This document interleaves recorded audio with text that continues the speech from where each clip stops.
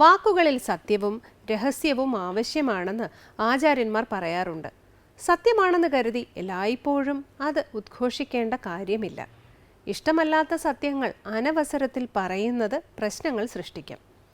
പറയുന്ന സത്യങ്ങൾ പ്രിയവും ഹിതവുമായിരിക്കണമെന്നാണ് ഭഗവാൻ ശ്രീകൃഷ്ണൻ ഭഗവത്ഗീതയിൽ ഉപദേശിക്കുന്നത്.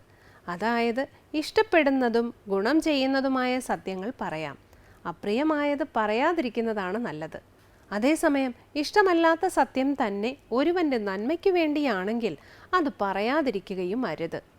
മദ്യപാനിയായ ഒരാളെ മദ്യപാനി എന്ന് വിളിക്കുന്നതിന് പകരം മദ്യപാനത്തിൻ്റെ ദൂഷ്യവശങ്ങൾ അയാൾ മദ്യപിക്കാത്ത സമയത്ത് പറഞ്ഞു കൊടുക്കുന്നത് നല്ലത് തന്നെയാണ്.